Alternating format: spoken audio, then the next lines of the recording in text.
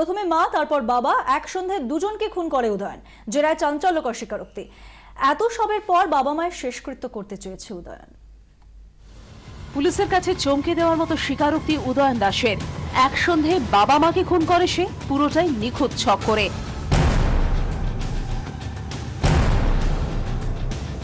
পুলিশকে উদয়ন জানিয়েছে পড়াশোনায় মোটেই ভালো ছিল না সে, ফলে সংসারে অশান্তি লেগেই থাকতো। মা বাবার সঙ্গে তিক্ততা বাড়ছিল। এরপরই মা বাবাকে দুনিয়া থেকে সরিয়ে দেওয়ার ছক করে উদয়ন। ঘটনার সন্ধে মা বাড়িতে একা ছিলেন, কাজে ব্যস্ত মাকে গলা টিপে খুন করে উদয়ন। বাবা ফিরলে সব কথা চেপে যায়। বাবা চা চাইলে তাতে মিশিয়ে দেয় ঘুমের ওষুধ। বাবা অচৈতন্য হয়ে পড়লে শ্বাসরোধ করে খুন করে। সুন্দরনগরে গলির একদম শেষে দাসবাড়ি, ৮ ফুট উঁচু পাঁচিলে ঘেরা। বাইরে থেকে কিছু দেখা সম্ভব নয়, তাই লনেই দেহ পোতার ছক করে উদয়ন। ডেকে আনে পাড়ার এক নির্মীয়মান বহুতল শ্রমিককে, তাকে দিয়ে গর্ত খোঁড়ায়।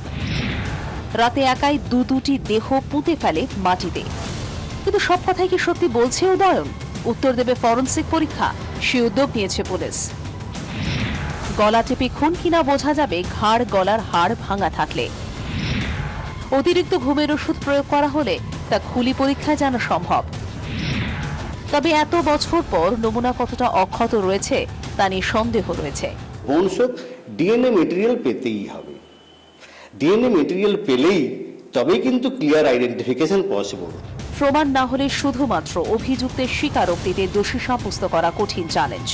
তবে উদয়ন যা বলছে তাদের রীতিমতো বিস্মিত পুলিশ থেকে মনোবিদ সকলে। আর এত সবের পরেও রবিবার উদ্ধার হওয়া দেহাবশেষের শেষকৃত্য করতে চেয়েছে উদয়ন। চেয়েছে সন্তান হিসেবে মা বাবার প্রতি শেষ দায়িত্ব পালন করতে। সন্দীপ সরকার ও বিক্রম দাসের রিপোর্ট, ২৪ ঘন্টা।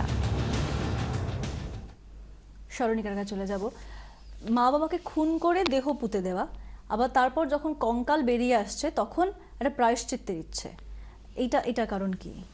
প্রায়শ্চিত্তটা ম্যানিপুলেটিভ হতে পারে। আচ্ছা। কেন কি এখন হি ইজ টোটালি ট্র্যাপড, সবাই জানে একটা ভুল হয়ে গেছে। অ্যাজ আ ন্যাচারাল টেন্ডেন্সি একটা মানুষ তাই করবে। কেন কি এখন কিছু করার আর কোনো আর কিছু উপায় থাকে না। সিম্পাথি গেইন করার জন্য। সেকেন্ড হচ্ছে এটাও হতে পারে একটা যে থিন লাইন আমরা ক্রস করি, মানে between sadistic and being normal, ওর মধ্যে যে একটা আমরা করি, কখন কখন ওটা কনসিয়াসলি করলেও আমি বুঝতে পারি না কতটা আমি ঠিক করেছি কতটা ভুল করেছি। যদি হয়তো সেলফ কনসিয়াস কাজ করে একটা মানুষের মধ্যে, তাহলে এইরকম স্টেটমেন্ট একজন মানুষ ডেফিনেটলি দেবে কি আমি সংস্কার করতে চাই। গদাধরবাবু, আপনি তো মানে আপনার বইও আছে এই বিষয়ে, এরকম প্রচুর লোক দেখেছেন এরকম ক্রিমিনাল এরকম। দেখুন, আমার আপনার মিডিয়ার আমি দু তিনটে কথা বলতে চাই।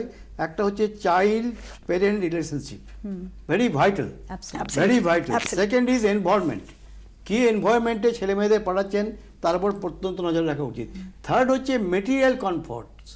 এই যে মেটেরিয়াল কমফর্টের উপরে যে জোরটা চলছে বাজারে, ছেলে মেয়ে বোথ দ্য সাইডস, এখানেই তো এই যে বাবা মাকে খুন করার ওয়ান অফ দ্য মোটিভ হচ্ছে পয়সা, টাকা চাই, বোঝা যাচ্ছে।